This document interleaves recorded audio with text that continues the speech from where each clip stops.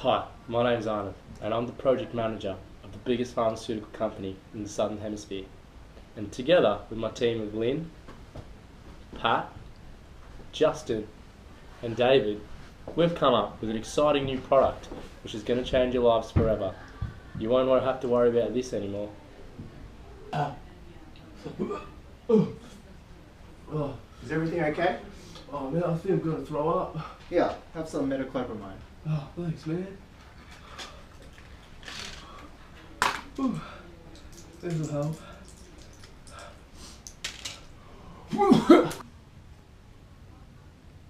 What can he do?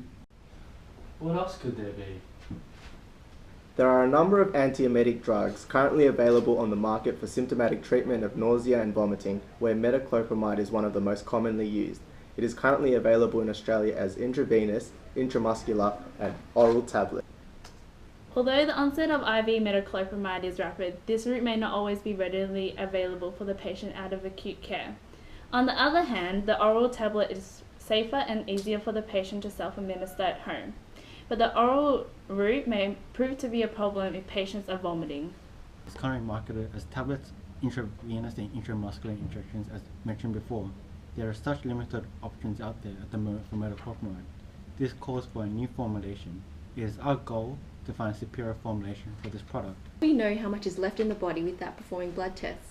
Should we replace the dose or wait until total clearance can be assumed? There is too much complication with current dose forms. Introducing metoclopramide nasal spray. Sound too good to be true? Don't worry, theoretically it can be done. So before it can do its magic in the body, metoclopramide has to get into solution to permeate through the membrane and into circulation. We can estimate this using the Pinsky's rule of 5, where we can determine how likely a compound will cross using its physicochemical properties.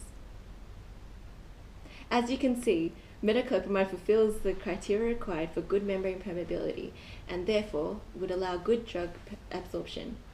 Metoclopramide is able to cross the blood-brain barrier for direct action in the central nervous system due to its physicochemical properties. Ionization of compounds at physiological pH also has an effect on drug absorption.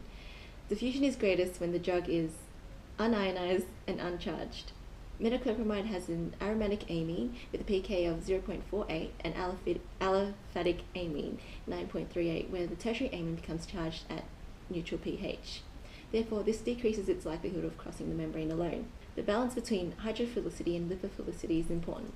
However, lipophilicity is the dominant factor, as the nasal mucosa is relatively lipophilic in nature. But we don't want it to be too lipophilic either, for it can get stuck in the membrane instead of delivery into the circulation. Metoclopramide has a log P of 2.6 and therefore is relatively lipophilic, but not enough for preferences to stay within the membrane. And it's all under control.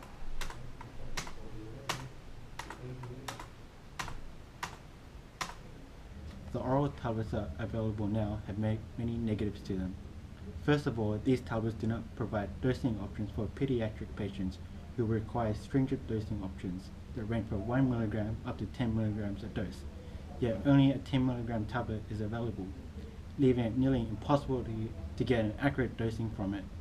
Though the tablets may be crushed or dispersed, this will just add another barrier in the entire process that may introduce more errors, not to mention taking up more time to make up the solution.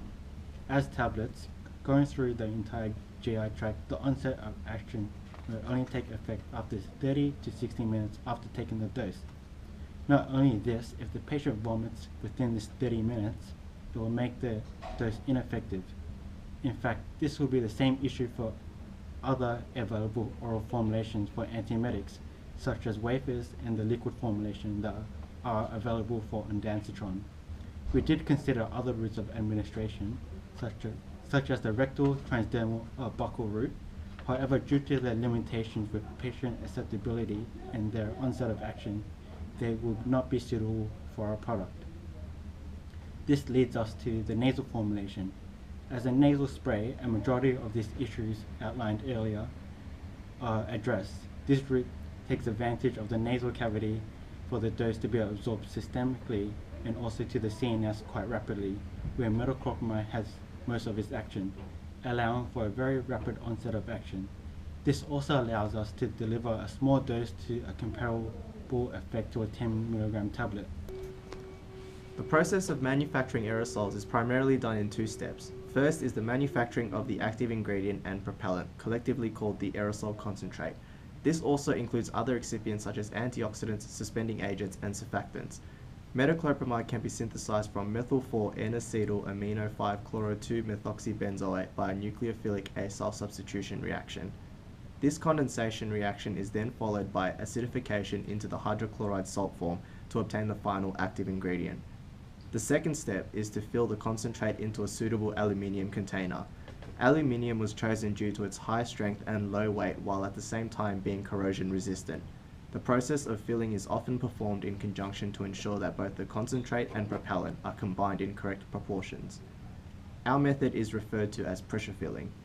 As the name implies, the process of pressure filling is performed under high pressure. Firstly, the valve assembly is inserted onto the container and crimped into place. The concentrate is then quantitatively metered into the container via a pressure burette, which stops when the pressure is equalized. Many aspects that benefits its use in nasal delivery formulation. It has low toxicity, biodegradable, polycationic, and leads to its main properties that it can adhere to mucus and enhance penetration. Chitosan has strong bioadhesive activity that improves the nasal resistant time by decreasing the mucociliary clearance.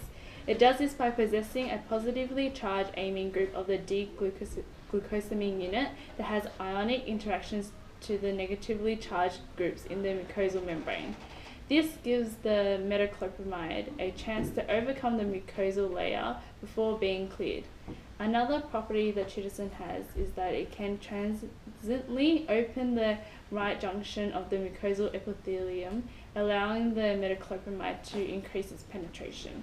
Chitosan activity solves both of the major concerns, mucosal penetration and cell membrane transport of metoclopramide, absorption via the nasal route, which is the reason it's the most important excipient in this formulation. So now we're going to discuss the biopharmaceutics for our metoclopramide intranasal drug delivery system. The olfactory region for metoclopramide to be able to rapidly access the brain occurs through transfer of metoclopramide to primary neurons in the olfactory epithelium and transport to the olfactory bulb by intracellular axonal transport termed transneuronal absorption. The olfactory bulb exists right above this olfactory region to exert its central nervous system effects. Come in, take a seat.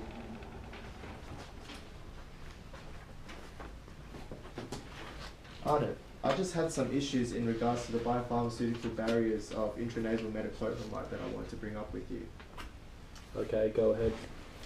What about the limited application volume due to the small size of the nasal cavity?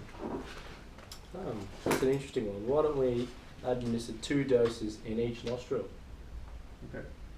How do we overcome the short retention times due to high mucociliary clearance in the highly ciliated middle and posterior regions, resulting in rapid loss of drug? That's an interesting one. Maybe we can add a mucoadhesive polymer. I suggest hydroxypropyl methylcellulose. What do you think about that? Okay. And the inaccuracy of dose administered due to viscosity of the gel formulation? Maybe we'll get an in situ gel forming solution that is liquid at room temperature. How about the tight epithelial junctions in the nasal mucosa?